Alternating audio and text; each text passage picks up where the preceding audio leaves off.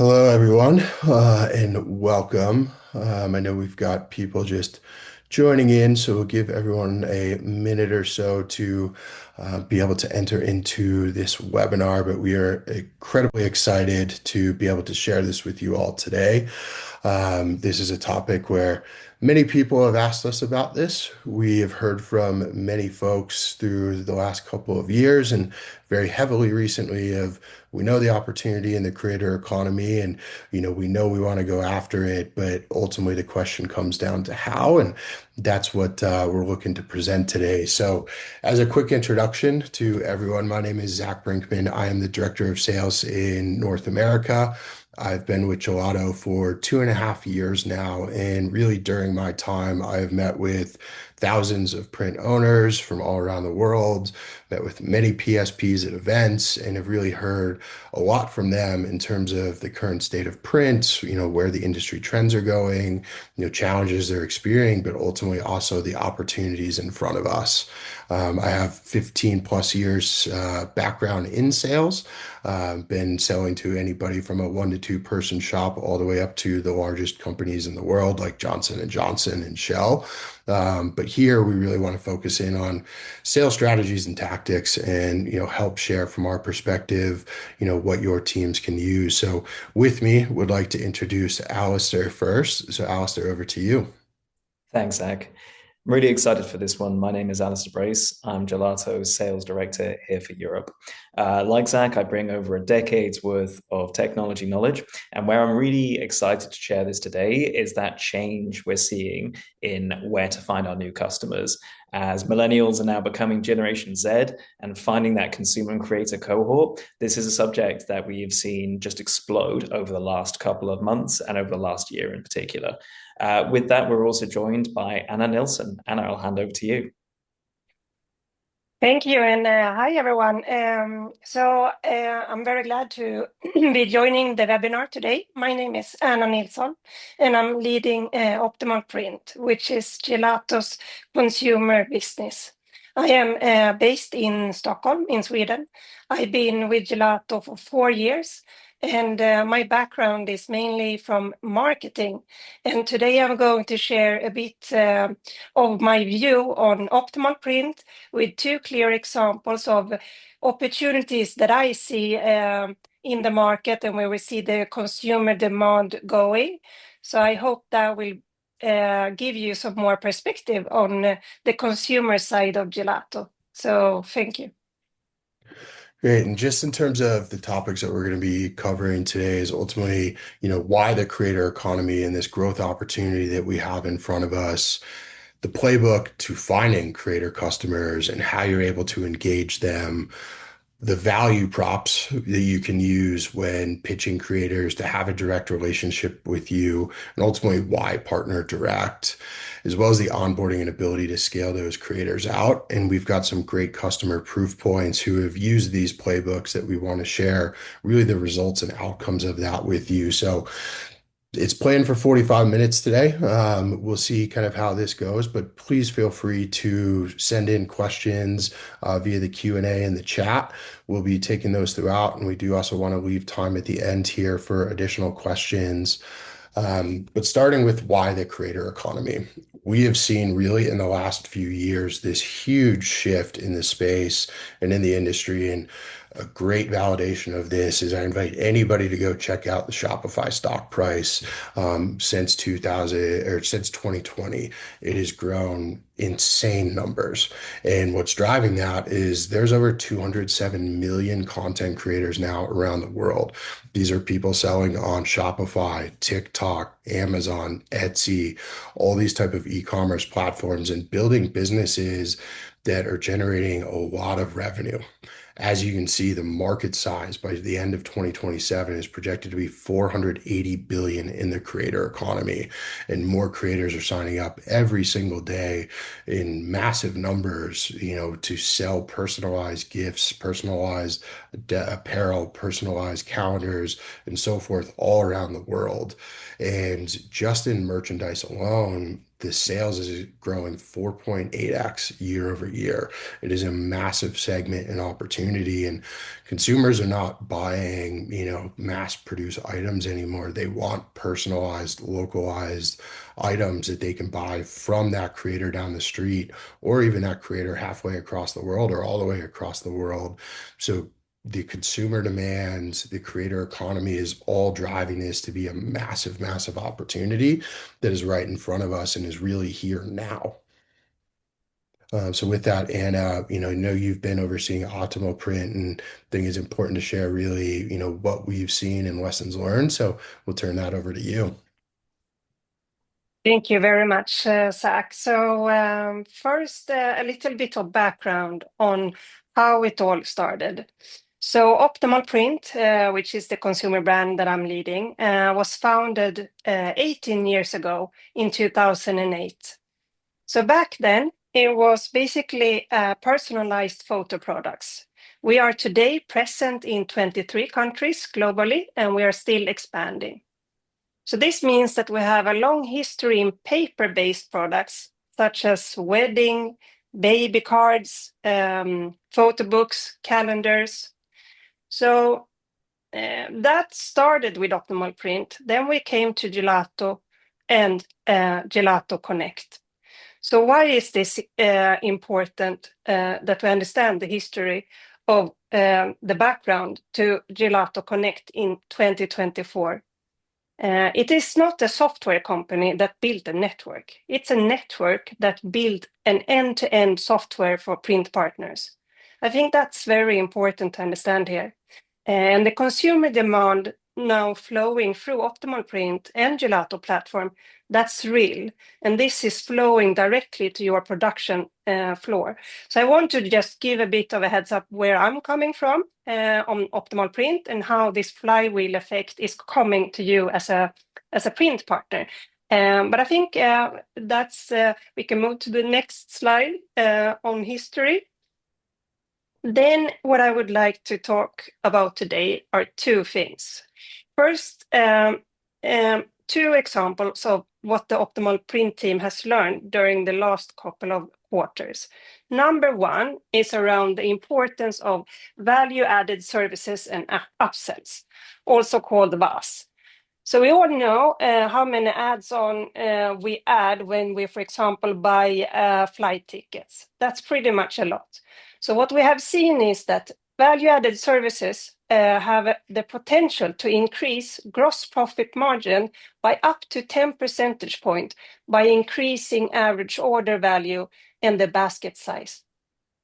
And a few examples that Optimalprint launched last quarter, you can see here is a hanging kit, premium paper, framed canvas, new apparel print areas. We have removed the logo, HD image enhancement, and so on. The value-added services list goes on. But it's important to understand that these are not just nice to have. It actually provides a clear increased value for the consumer, and it's something that they want, that we have seen is very important in the market. So value-added services is one thing, and the GPM and average order value is one takeaway I want to share today.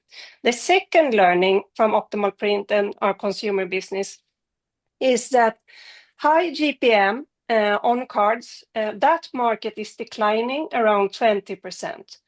So now you might remember on the previous slide, we have 18 years of history when it comes to paper products.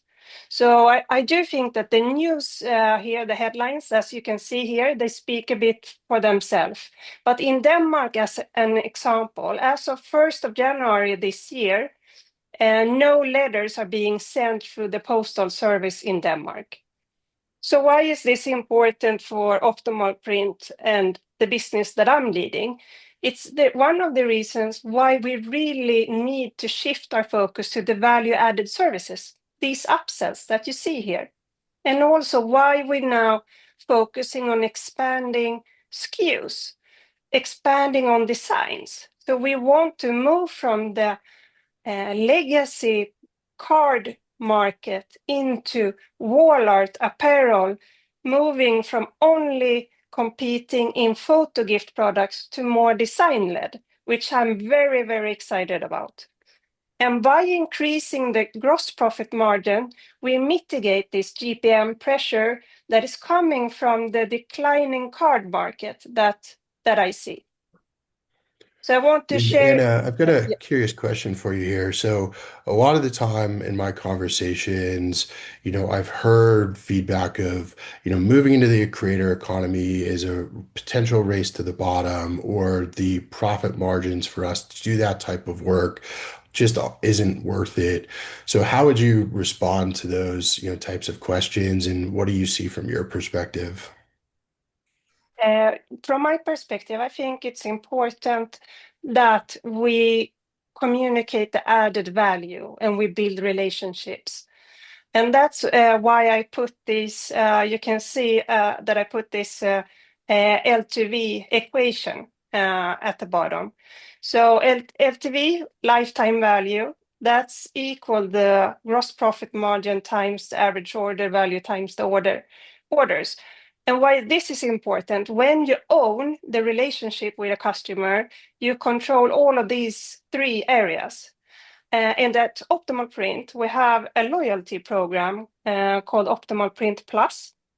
So this is a yearly subscription-based program where we offer free shipping. They get store credits back on every order. We give them news and exclusive campaigns. And this has shown that the Plus customer drive 20% higher lifetime value. So I think it's not only about looking at gross profit margin, it's about looking at all of these three dimensions, and most importantly, lifetime value. So 20% higher lifetime value for a Plus customer versus a non-Plus customer. And another thing that is important is that we see that 2x of those Plus customer got higher reactivation. So reactivation and repurchase and building that relationship is very important. And also when it comes to communication and marketing, which is very close to my heart, personalization.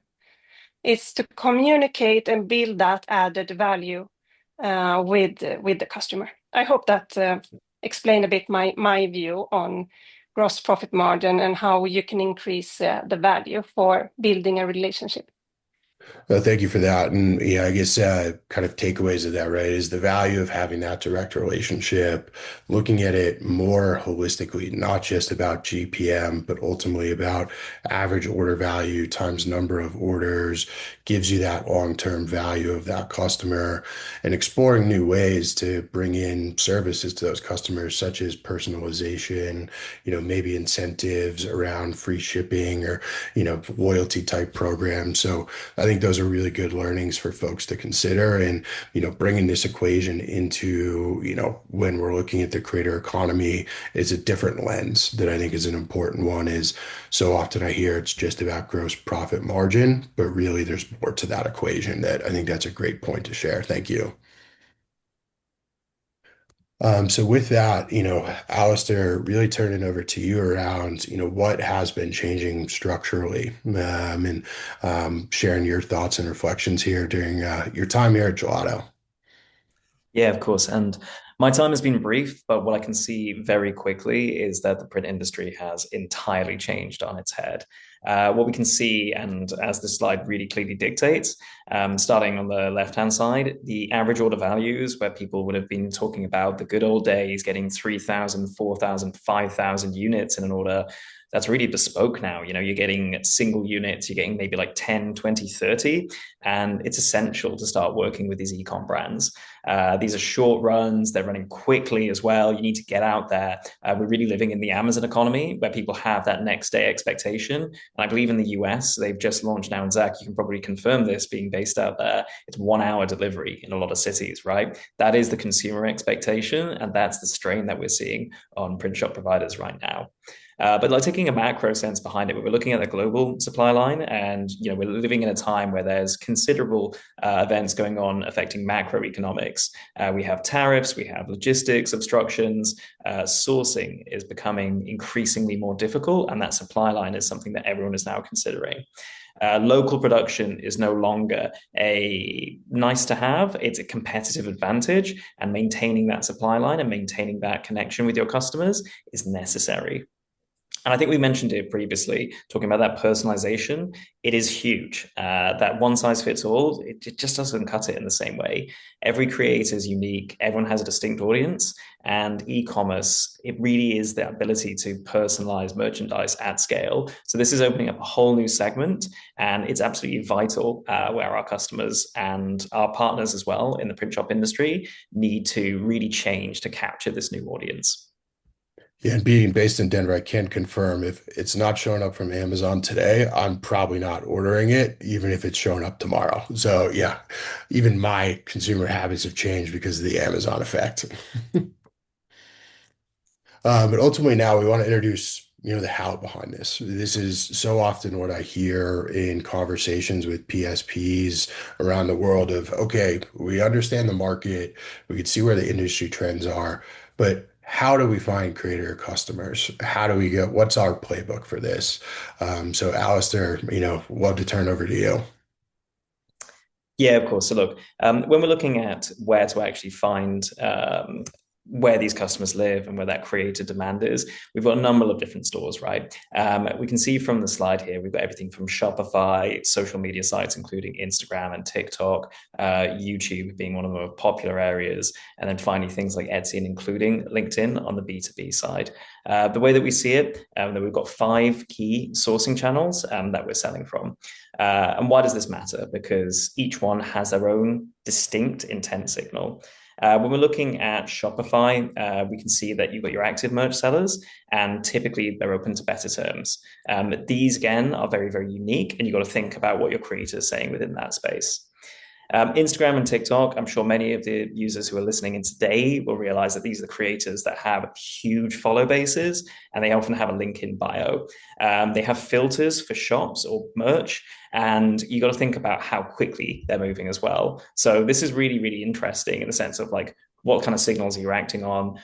Most sales teams know that creators are that growth opportunity, but the problem is not motivation, it's the method. It's like, where do you actually find them? And then once you found them, how do you know which ones are worth pursuing? If we keep going across, when we're looking at YouTube and podcasts, the channels with membership tiers or support us, calls to action, are seeking that physical merchandise. They have audiences and they need fulfillment. And then we're looking at Etsy sellers with 50 plus orders per month and an Instagram presence. They have high intent to scale onto these direct channels. They're ready to move beyond the marketplace.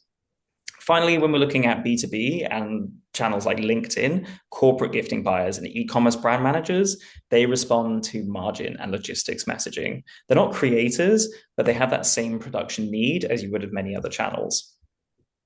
Yeah, and I can attest to the Instagram one. So thanks to algorithms and how that platform's set up, as well as many of these other algorithms, once you start searching, it's going to help you find those additional creators to engage with.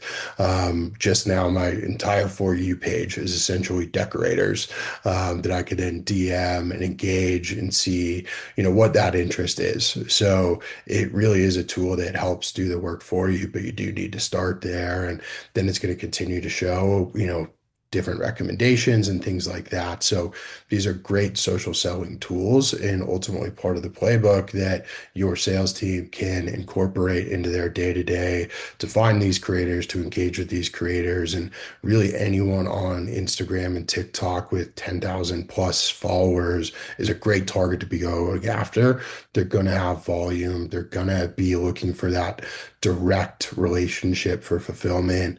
And we'll explain a bit more about that. That's right. So let's look at your high intent prospect pool. So where I'm going to start with this is Shopify store owners are probably your highest intent prospects.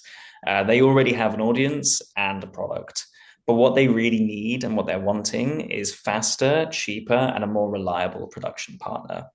So here's how we can break it down and actually find them. So first of which, search powered by Shopify plus a niche keyword in Google. You can use Commerce Inspector or Built With to identify Shopify stores by vertical. Apollo.io or Hunter.io lets you filter by e-commerce, SMB, and print categories. Even LinkedIn search for Shopify store owner plus your target city or region, and then review the Printify and Printful app store listings. Their users are your prospects, and this is where you can really start the funnel. Anyone who's not familiar with that terminology in a sales organization, you have a funnel where you can start that initial interest. Now, when you start people in that funnel and when you find them, here are some of the buying signals to prioritize. If they're currently on Printful or Printify, that means margin squeeze and slow delivery are already pain points. If they have 10 to 50 active SKUs, volume exists and it's ready to grow. If they have 50,000 plus social followers, audience demand is proven. And if they run seasonal drops, speed is their primary operational lead. If they ship cross-market between the EU and the US, local production has a direct cost impact for them. And I just really want to think about that for a second, as we constantly see mentioned previously about a changing world. We have tariffs, we have instability that's going on in the logistics chain. That ability to produce locally is really changing the game for how these users are engaging with their audience and actually finding these new customers. So these are really strong buying signals and where you should open up that initial funnel. Now, where you actually focus this, I do want to specify that not all creators are equal. You have to prioritize by that lifetime value, that LTV, not just the follower count alone. So tier one is your macro creators. These are 500,000 plus followers. Things like YouTube, podcast, TikTok personalities with established merch lines. The annual estimated LTV of 50,000 to 500,000 euros plus. They're high value, but they require account management and white glove onboarding. Tier two, we've got our mid-level creators. Now, these are 50,000 to 500,000 followers. They're consistent drops, loyal audiences, proven revenue. The estimated annual LTV of around 10 to 50,000 euros. Now, this is what I think is your primary acquisition target, the best conversion efficiency and most predictable growth. The way to think about these is that these are the ones that if you land them now and you go on that journey with them, you really earn that loyalty and you'll reap the rewards in time. And then finally, you got tier three. These are micro and rising creators with 5,000 to 50,000 followers. Now, they often have high engagement and fast growth. They may not have a store yet, but you onboard them early and loyalty is very strong, as I mentioned. They grow into your tier two accounts over time, but do be aware that if you're looking at that more immediate, where that revenue is going to come from, we do recommend that tier two audience of creators. Now, I'm sure many people listening in, we all have our own individual influences, depending on the segment, depending on your personal interests.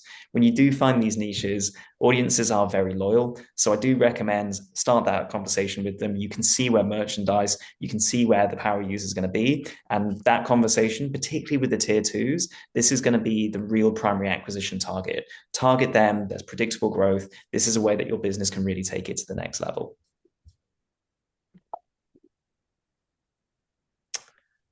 And now we're going to talk a bit more about how to actually engage these creators. So we're going to look at some channel-specific outreach that moves prospects from awareness to a booked conversation. Take it from me, most outreach fails because it's written for the sender, not the recipient. So we're going to change that a little bit on its head and talk about the sales tactics that we've seen employed over the last couple of decades, which work. So we're looking at a bit of channel-specific outreach, and here are some 3 channels, 3 openers, all written for response, not just an impression. We're going to start off on the left-hand side, where we're going to talk about email, where your Shopify store ships to Germany. Here's how to cut delivery time by 60%. Now, what this is really strong with, it leads with operational pain. So the receiver at the other side is instantly referencing something specific to their store. What I'd always recommend is close with a call to action. So offer a free sample pack and a 15-minute call. That's it. Don't overdo it. Make it straight to the point. Number 2, the social DM. Now, this is a new audience. Typically, if you're selling on social media and you're engaging there, it's more likely than not going to be millennial, Gen Z. So what I suggest is a 2 to 3 line only. Love your latest drop. How are you handling fulfillment? Curiosity first, no pitch. You don't want to go in too strong.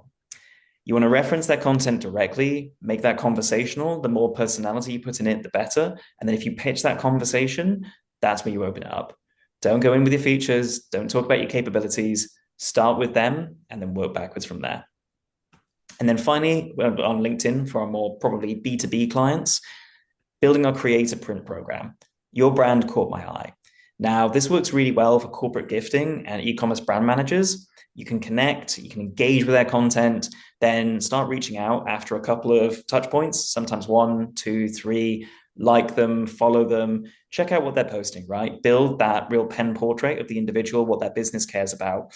And a little additional side that works really well is that it doesn't take too long to just quickly search the company, run it through news. If you're using any of the modern AI tools, be it ChatGPT, Claude, etc., ask for just a quick synopsis of what the business is focusing on, right? You can get a lot of information, what's relevant to their world, and then you can really personalize that outreach as well. So make it relevant to the business and make it something that can land really, really strongly.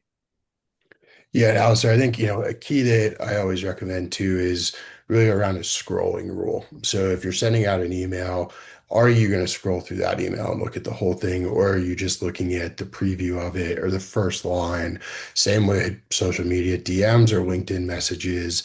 So making sure it's short, sweet, and to the point, and really relating to them. We don't want to go in with a whole pitch of here's what, we can do, here's what, why we matter. And one of the best pieces of advice I've ever received in my career is if you're typing something out from a selling perspective and you see I and we, rewrite that email and replace all those I's and we's with you or them and what the value will be for that individual. So, you want to lead with that value, why it matters to them, but likely something that's a challenge for them. So, your Shopify store ships to Germany, cutting that down by 60% is a huge, challenge that folks need. Like you want that delivery time to be, within 48 hours, next day, or whatever that case might be, because of the change of the buyer habits. So using this type of information is going to draw the attention to it and help ultimately with responsiveness and, driving these folks to be able to have a conversation with you. Yeah, completely agree. Again, from small career advice, if you can't understand what the message is going to be from the subject line, you're wasting everyone's time. You need to get straight to the point, make it about them. It's not about you. And that will then lead you into the discovery call framework, which Zach, take it away. Yeah. So really, we don't want to drag out this conversation too long, right? We want to have a quick 5-minute conversation to ultimately understand that prospect, understand them in a short single conversation. So validating the pain, what does your fulfillment setup look like today? Are you running it on a platform that has distribution? What's happening with that? What's your biggest operational headache or what keeps you up at night? These creators are ones that rely on this business, rely on the revenue. This is how they make money. So at the end of the day, there's things that are going to keep them up at night, and understanding what that is ultimately going to help paint that picture for you. Then, give them the contrast. If, a challenge today is, we've got 48-hour SLAs to get something into production and out the door, but we constantly are having bottlenecks on that. We're not able to hit the 48-hour SLAs. Great. Here's how, what would it mean if you can always ensure you're hitting those 48-hour SLAs? We've had issues in the past with, shipments going to the wrong people or error rates where something was not actually printed correctly. The image was wrong. What would it mean if we were to get that down to ultimately 0 errors within your facility, within your operations? These are big challenges that folks experience and painting the contrast of what the impact would be to their business by making a shift is ultimately what's going to drive them to want to work with you directly. And then show them the numbers, with shipping specifically, how you can drive down costs, how you can help drive these SLAs and meet those buyer needs that are, going onto their websites, buying from those stores, and really have a soft close. In this case, it's not a hard close. You can run samples, you can test orders with them and give them those sample packs so they can really get a sense of what that experience will be with you directly, as well as the quality that you're able to deliver for them. So, this is really a nice little framework to be able to use in conversations when talking with creators and looking to build that direct relationship. It's a simple area to be able to just frame the conversation and really to be able to start. Yeah, and I just want to really double click on that first point when you said validating the pain. It's that same thread that we're talking about, right? We all have challenges in our businesses. We all have things that we want to talk to. And you kind of relate it to yourself. If someone ever asks, hey, what's the biggest challenge going on with your world? You just open up immediately. So I really have to stress this, from my own experience, and Zach, I'm sure you've had exactly the same. When you're trying to really work on this channel and discover what matters to your potential customers' world, have that conversation, find that biggest challenge, find what keeps them up at night. And that's the golden rule. If you can find that one thing that keeps people up at night, and then you can attach whatever you're trying to push towards it, it'll go so much smoother. And that really makes the world of difference, or I found it in my own career anyway. Yeah, and definitely echo that, Alistair. And I think, one of the things I always like to ask is, if you could change or solve three things tomorrow with the snap of your fingers, what would those three things be? And it might put people on the spot, but they're going to have something that they're going to come back with. And that really opens up the conversation and gives you guidance of where you can take the, next stages, how you can paint the contrast, because again, this is what, these creators' entire lives are running off of. If Alistair or I goes all of a sudden viral on TikTok and, we've got a $10 million shop and can kind of retire and just focus on that, our lives now depend on that. So, that is what these folks have. This is their business, this is their livelihood. There are things that keep them up at night. And if we can help solve that, or you can help solve that, that's really going to drive a lot of value for them. So this is just a framework for how to ultimately find that, as well as then how to be able to show them why you're the right partner. Then the question is, why work directly with you? And that's another thing that I've heard through thousands of conversations these last couple of years is, what is the value for me, but what is the value for them as well at the end of the day?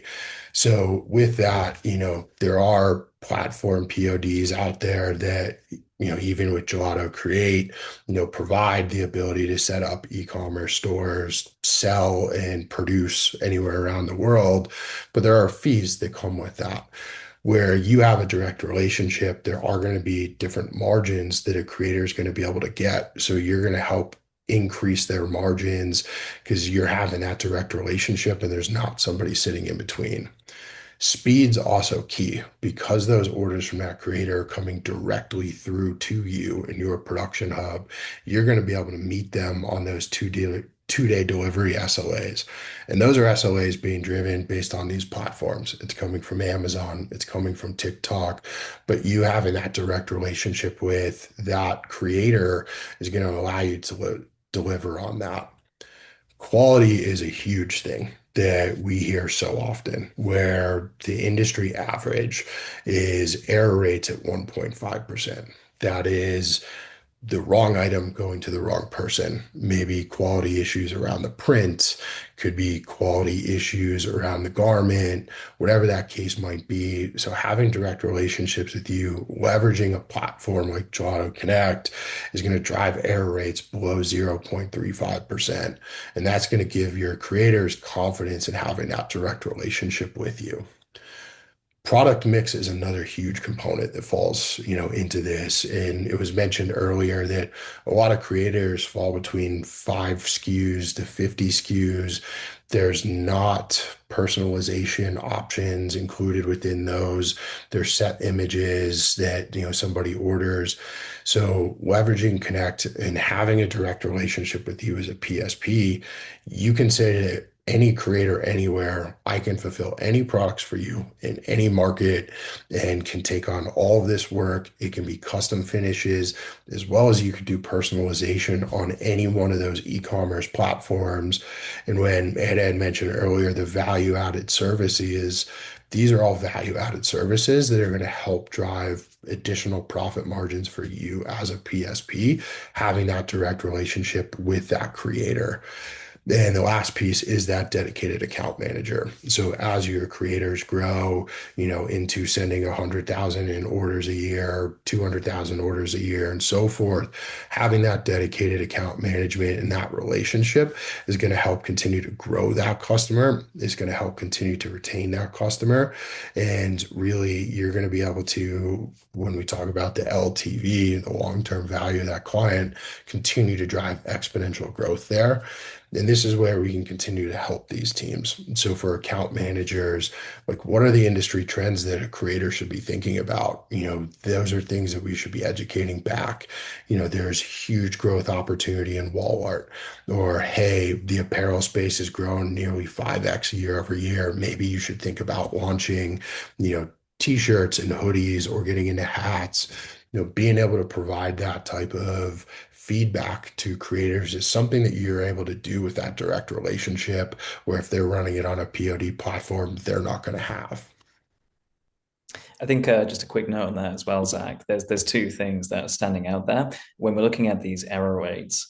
And when you actually have a content creator, these are also engaging with their audience, and very quickly comments will start appearing on their platform. They're aware of that. Their image is everything, and that very quickly can spiral. So they're also hyper aware of what bad merch and a bad experience for their end customer looks like. But secondly, every creator who's using Printful is paying a 20 to 35% tax on their margin. If you can take that away from them, that changes the game completely when you're giving those numbers across. That is a huge figure that goes back to your creator. So that is something you can absolutely lead with, and particularly for those who are using Printful. Yeah, it is a really good point on the error rates and the reviews. Reviews of a site and of a store are what's going to drive the search results and the performance and growth opportunities. So if you are able to deliver, on time and with the quality, and the 5-star reviews are there, that creator's store is going to continue to grow and grow. Where on the flip side of that, if there are production issues or challenges and those negative reviews come in, they do start to get buried in terms of search results. And I think TikTok is a great example. TikTok has a 48-hour SLA that it needs to be at the carrier with the carrier and scanned within 48 hours. And for a creator, if they are missing those marks, they can get deplatformed. That creator is responsible for refunds as well. So it's critically important for them to have that in place. And this is all stuff that you can use when selling directly to them to have that value add, give them that peace of mind and that security. When we look at this, there's huge advantages in the numbers. And this is really where the Gelato Connect platform comes into play, of helping drive lower shipping costs with, 40% reduction in shipping. We've got 100 plus carriers active across our network and across the world. And this is where you can say to any one of your direct creators, if you want to, are based in the US and you want to start selling in the UK or Canada or Germany, or even Australia, we have the logistics and everything already set up for you to be able to expand to those markets, and they can expand into those markets without getting a huge hit in terms of the cost of shipping. There's also the direct delivery within 2 days across these markets that are a part of the platform, where they can now have that peace of mind that if they're on a TikTok shop, no matter where that order is going, they're going to be able to meet that 2-day SLA. And as Alistair mentioned at the top, consumer demands change. It is the Amazon effect in world today that everybody wants everything in the same day or within a couple of days. So being able to meet that for these creators is a huge part and a huge advantage, as well as having better margins. This keep coming back to the margins because I so often hear race to the bottom, or low margin work. And it's a race to the bottom when it's running on platforms. Having that direct relationship with those creators is really where you have way more margin control and there's going to be way more profitability. And to speak to a very specific example, one of our Connect customers used to work with 10 different creators that sold calendars. They would get varying order quantities throughout the day. It might be 5 from one, 10 from another, 6 from another, and so forth. And they would run those because of their current systems as individual batches throughout the day and ultimately lost money because their system didn't allow them to run those types of jobs profitably. But now with Connect, all of that can be batch, gang, and imposed together. So you can take on those micro orders. You can do all that pre-press automation. And it really flips the conversation now of, should I do this work, to yes, I can do this work and I can do this work profitably and effectively. And ultimately for these creators too, with the Connect platform and Store Link, you can set up and integrate to them live within 5 minutes. One of our customers I was speaking with, who's based up in Canada as well as has fulfillment in the US, is using Connect at both locations. They were able to win 4 new customers just a couple of weeks back. They onboarded all 4 of these customers in the same day, and the following day received 1,800 orders through the system.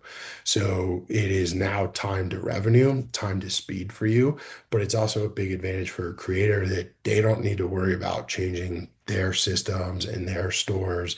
They can work directly with you, have this hooked up in 5 minutes, and you can start fulfilling for them. So there's no impact to the creator's business. From switching to a direct relationship, they're going to be able to do that without a single impact to their business. And you're going to be able to get those orders in the door incredibly fast, ultimately within just a couple of minutes. I think what's quite interesting about that and really calling out those numbers, if you can just scale back a bit there, Zach, is that for everyone listening into this, these are the numbers that you can lead with, right? And when you're talking to your creators and they're asking you, what are your proof points? What can you have behind here? These numbers are super, super powerful. So whether you screenshot this or whether you get a copy and you can actually use this again in future, I would really use these figures. And as many of the print shops who know going through this, these integrations in the past, things that Zach has mentioned, getting a customer set up in a matter of minutes instead of days or weeks, that is so powerful. That has just not been done in the past. And that's the power of Gelato Connect. I've seen it so quickly in my time. The speed to set that Zach mentions is so true. That revenue starts coming in and then everyone wins. Everyone wins and the parties continue growing. So this is really, really powerful. I just want to really lock in on those numbers and suggest these are the kind of things to have a really great conversation with your creators. Yeah, when we think about the pain the creators are experiencing, I mean, the costs and shipping are continuously going up, right? That cost is a disadvantage for them in the marketplace. So being able to bring down their shipping costs by 40% has a direct impact and result on their business. Same with the margins. And here's an example from one of our customers. They have a direct relationship with a creator in Europe with 80,000 followers. It is the biggest improvement they have seen by having a direct relationship that, they've been able to have a huge impact on the margin. And ultimately, there's another real value add that you bring and challenge that these folks have. So important data points to be able to leverage and capture in terms of your outreach and your conversations directly with creators. We have talked about the onboarding and scale, so we'll kind of jump forward a little bit here as we just got a couple of minutes left. But, ultimately a couple of the other, areas where you can help with this LTV of these customers is bringing in volume tiers. If this creator is doing X amount of units per month, providing them with a growth opportunity with you in tiers to ultimately reward them for that growth. Providing premium speed, for same day or next day production, putting an uplift on that of 10 to 15%, that creator can also run that and put that on there to improve the margins, and if they are running drops and drop shipping's become incredibly popular, pricing specifically for that type of work and managing drop shipping. And then locking in with exclusivity. Exclusivity is a big part behind this. So if there's exclusive SKUs or products, providing them with something that is unique is ultimately going to lock them as a customer and want to have that direct relationship with you. And tactically, having a launch pack for them. There's always going to be a bit of fear of what happens if I, move from my current state to having a direct relationship. Eliminate that barrier entry point and put in a minimum first order for them, put in tests that allow them to get comfortable with having this direct relationship. All is going to ultimately end up helping you convert these into one accounts and having that direct relationship. And then lastly, just talking about some of the real results is what we've seen from customers. And I'm just trying to be conscious of time here, but these are real world examples of our customers who have been able to have these direct relationships now with creators while leveraging the Gelato Connect platform. So Tidy Merch, an apparel decorator in Sweden, has grown 4x in 18 months. They have gone from 500,000 in revenue to now over 2 million. And an important part of this is internally for them, because of the platform they're using, they've not had to add new staff. That is an important component of this, is the systems allowed them to scale. ESP Color, who is a commercial and digital printer in the UK, has doubled their profit margins, and they have done that within 1 year. They have been able to expand this print on demand and focus on a creator economy with the software. And to the point earlier that we keep bringing back to, because I think it's a common misconception, is ESP's doubled their profit margin. It's not low margin work when we focus in on this. It's high margin work and profitable work for your business. And Oschatz, our printer in Germany and customer, they've increased volume up to 25% in the last few years, doing this year over year. And they signed 3 major new clients because of that direct relationship, being able to onboard them in sub-week and having that direct relationship with them has now brought on a whole bunch of additional volume. And a key theme across all of these using the Connect platform is no headcount increase because of the system itself. So there's a great opportunity to be able to unlock here in terms of building these creator relationships directly, but then having a platform in place that allows you to take on that work profitably, and take on that work without needing to add additional staff. Just a couple of weeks ago, a conversation was had with a potential printer in the UK, and they shared with me they turned down $1 million client because the systems they have would have required them to have 5 additional staff. However, Connect would allow them to take on that $1 million client without any additional staff. So it really changes the game. And being able to onboard these customers quickly, revenue in the door faster, all is just positive impacts to your business and your bottom line. So with that, happy to open up for questions. Do appreciate everybody's time today. But if there are any questions, please feel free to let us know. As well as Alistair, do you want to put your email in the chat, that if anybody would like to follow up with you directly, they can, and I will do the same. And please feel free to reach out. We are here to help and support. And if there's anything we can do in terms of providing playbooks to go after the creator economy, adding additional value points that you can use from a selling motion, please feel free to reach out and let us know. But with that, thank you all. Appreciate the time today, and look forward to connecting with many of you here again